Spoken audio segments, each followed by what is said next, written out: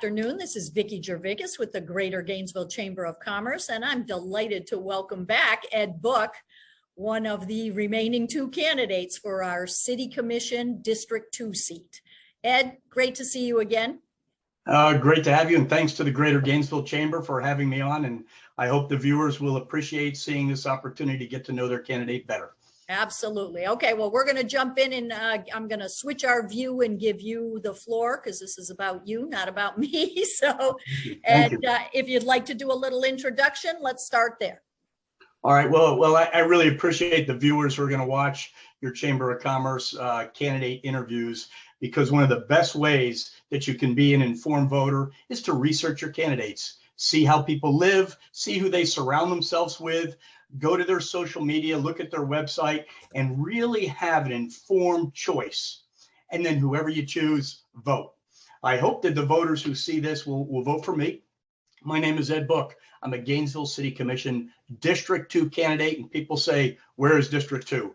I've said this many times over the last few months, primarily West and Northwest Gainesville. Now, I've been in Gainesville since 1982, so myself and my wife went to the University of Florida. We've been here and invested in our community for over 40 years. My son's a nurse down at UF Health. My daughter went to Santa Fe. They went to public schools. My wife, this is pretty exciting, recently retired with 38 years as a public school teacher in our systems. So I tell you this to indicate I am here and invested in the community. So what do? Primarily, I've been in public safety for the last 37 years. I worked with the city of Gainesville for 26 and a half years, and I had an incredible opportunity. I retired on a Friday, and on a Monday, I was at Santa Fe College doing a few things. A police officer is one of them, but I also teach as an adjunct instructor. I'm the emergency manager out there, so that should tell you something about the capabilities they entrust me with. And I've certainly enjoyed seeing the incredible things that Santa Fe does as a true community partner. I guess the last thing, because I think this is a fairly lengthy intro you're giving me, so I appreciate that, is so what are my beliefs? And this is very important. It starts with something that's unique, and that's something I call civility. We have to treat people with respect and professionalism and courtesy and kindness and compassion. We have to do that if we're going to get things done together. And my whole life in Gainesville, North Central Florida, that's how I've operated. Today, I'm using the term me and I a lot, and I really dislike that, because really when we do things together, it's we. How do we collaborate? How do we get things done? Some of the things I'm very interested in is core services. We cannot increase fees, budget transfers, utility costs. Our millage rate should decrease, not stay the same, so we can take that off the back of some of our voters and residents and neighbors. I support great roads and transportation corridors that are safe for all forms of transportation, all forms, micromodal, a car, a bicycle, a pedestrian. I also feel like parks and recreation have to be vibrant, and it's a core service. I do support public safety. I'm in public safety, but I believe that that's the way we create a fabric that's really helpful for our community. So I'll stop there and let's see what else we can learn with your questions. Okay, terrific. Well, I think you'll find that the questions mesh nicely, and I will emphasize again that no candidate got questions ahead of time, so it's just a coincidence if there's a good segue. Okay. So the first question is, what is the role, in your opinion, of the Gainesville City Commission in the community? All right, so this is fantastic. The first role of the Gainesville City Commission is to listen to our community members and understand what are the community priorities that are going to advance us and improve us in North Central Florida. Remember, these terms are for 4 years, so advance us over the next 4 years. You should always be thinking in the city strategically. You have to deal with crises that may come up through your city manager at a given moment, but you have to think, how do we get to the goals we want to have in 4 years? So the City Commission is your role setters. And I think something else that's very important, especially in the current nature of our both the nation and locally, is we set the tone by the way we treat each other. All right, I mentioned this before. If I'm sitting on the dais as a city commissioner, I should be actively listening to those who are coming before me at the mic or calling in or sending emails. I should have no hidden agenda, private agenda, and what my priorities should be those community priorities, the people who come forward, and make sure they're good priorities that we can accomplish. So this is role setting, trend setting, and role modeling as the city commission is treating people well. The other thing that the city commission should do in their role as city leaders is always be researching and looking to experts in various fields about where we should be going. What's the next technology that we should be preparing for? How do we get food into the hands of those who are in poverty or are food insecure, say in East Gainesville? That could be a very difficult problem. How do we make sure we have equitable opportunity? Equitable means everybody has access to it, like an East Gainesville clinic or a mobile clinic for health that gets to those that typically may not go see a doctor.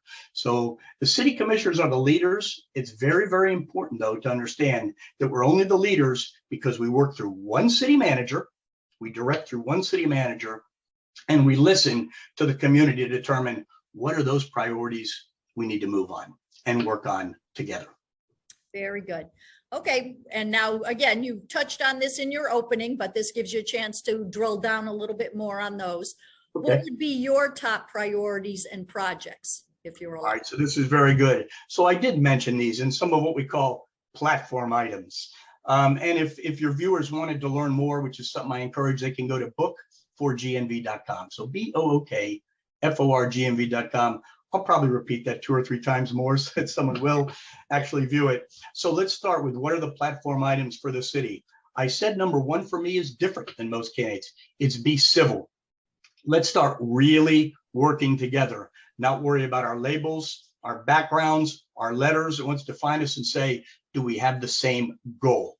If we have the same goal, and that goal is improved and safe roads, there may be 100 strategies to get to that. But that's what we need to do, and we collaborate together. So what are some of those other platform items I mentioned? Core services starts with budget accountability. The city has not reconciled right now their bills and their budget going back several months. Now, I know how I leave my home. If I don't know how much money I have today, I'm not sure I know what I should be spending tomorrow. And that is essential. So budget accountability has got to start with the new commission. How much money do we have? How much revenue do we have? And how can we do the most things and the most good for the most people with limited funds? Limited funds. We're going to have to tighten that up. I said we have to have a balanced budget, just like I balance my home. We have to reduce. I'm not sure we can reduce our utility rates, but we have to reduce the overall financial burden to people who live in homes and multifamily housing, and especially those in poverty. Because the great irony here is those who are in poverty are paying a higher percentage of their income for utilities than I may be paying as a homeowner. We can't have that. Those people in poverty and those that need good transit and a roof over their head and fresh foods, not just canned foods, but fresh foods and vegetable gardens, not in a food desert, we need to reduce the burdens on them. So budget accountability is essential for the city. We have to tighten up over the next year to 2 years so that we can then do more for those who need it most. I also did talk about Parks and Rec, but that may come up. I believe that parks and recreation facilities are critically essential. People want to live in areas where they can enjoy themselves, to have good culture and good parks and good playgrounds and good schools. And so I do consider that a budget priority also. Okay, very good. Now, something that's a little bit more of an issue and has become a little bit more so since our summer chat. Zoning in residential neighborhoods, both exclusionary and inclusionary, is a divisive issue in the community. Sure is. What's your position on this? All right, so this is probably one of the few pieces that most of the candidates agree on. Most of your candidates, so it doesn't differentiate us as much as I like it. I am opposed to the exclusionary zoning proposals that have come before the city commission that the vast majority of our community says, no way, we don't want it.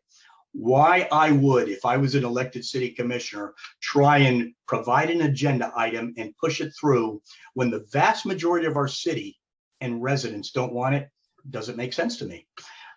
More importantly, this proposal won't work. If you take my house and you put a quadruplex on it and rent it, and someone bought it out, I suspect that the vast majority of people who buy a house to rent it are not going to rent it to those who are in need. They're going to rent it at high market rate and make the most money.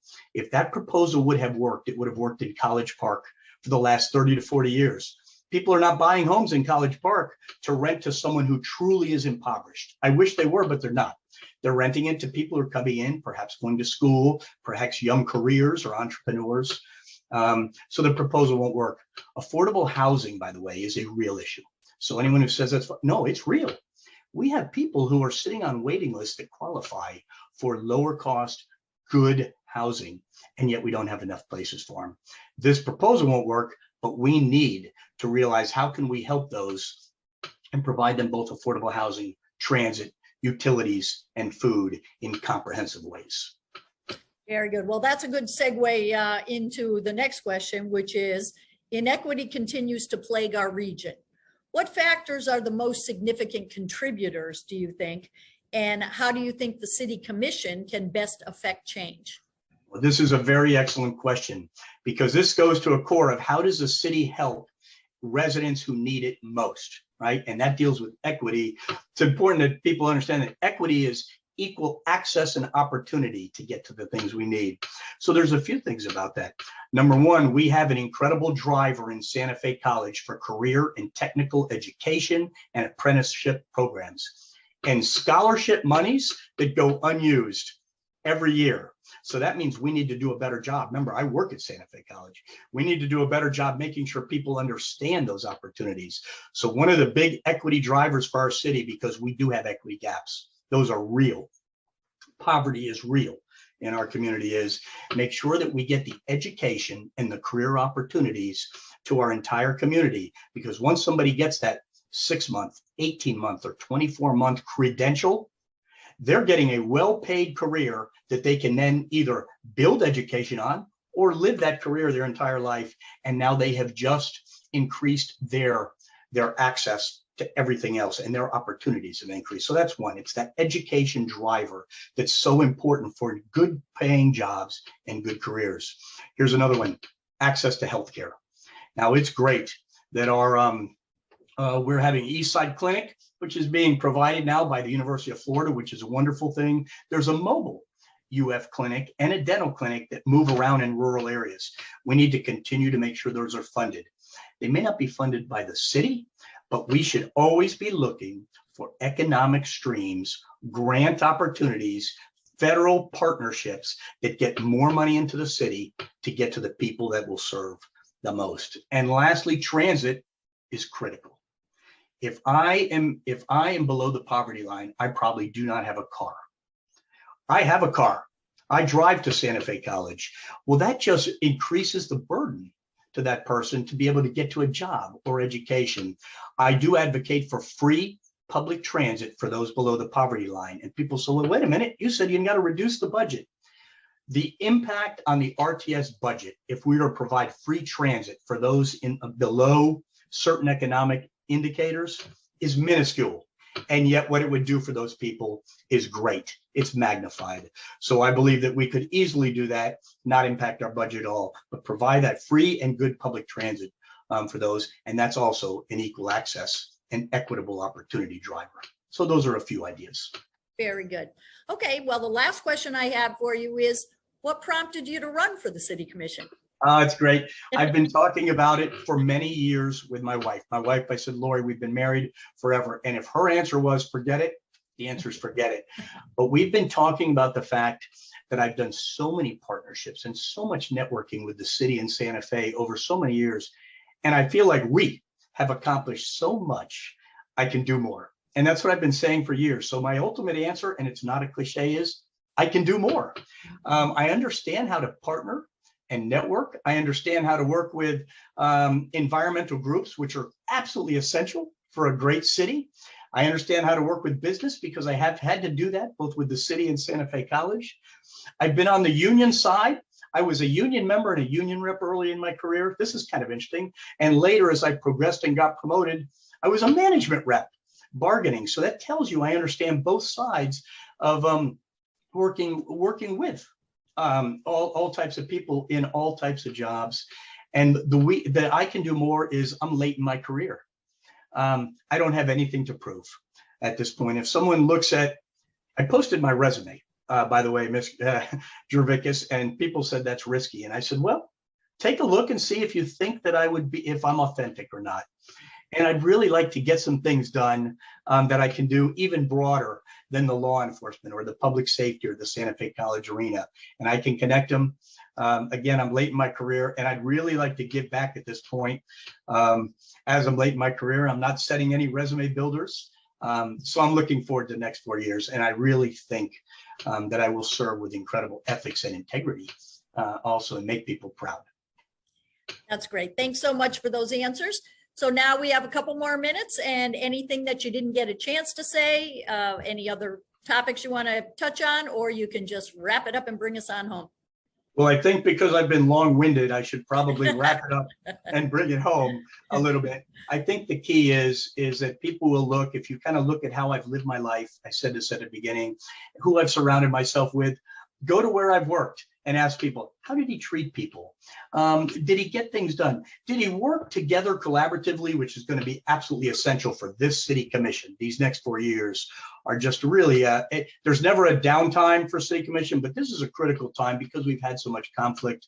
We have financial issues, and I know I will work collaboratively with 6 other members across that dais to get things done. I will always have integrity. I won't sacrifice ethics. I generally tend to be on the positive side, so I'm going to be optimistic about our ability to get things done, but we will get things done together. I know in the primary, there was 4 candidates for District 2, and now I know there's 2, myself and opponent. I think it's pretty important to indicate that I received 40% of the votes out of 4 people. That's astonishing. And I'm hopeful to continue that success. And on November 8th, if people feel that they're going to vote for me, they're going to be proud they did in the next year to 2 to 3 and 4 years. And I'm going to do a good job as an elected commissioner. So I hope people will vote for Ed Book for Gainesville City Commission District 2. Thanks so much, Ed, and thanks for spending the time with us today. And I want to just emphasize what Ed said is at the Greater Gainesville Chamber, we think it's very important to make everybody's voice heard. So we encourage you to get to know these candidates. We'll have all the information we need on our website, GainesvilleChamber.com. Check them out, check out your dates, and get ready so that you will be a voting participant in our system on November 8th. Thanks again, Ed. Thank you. This has been great. Thanks again to the Greater Gainesville Chamber of Commerce. Good luck on the rest of the campaign. Yes, ma'am. Thank you.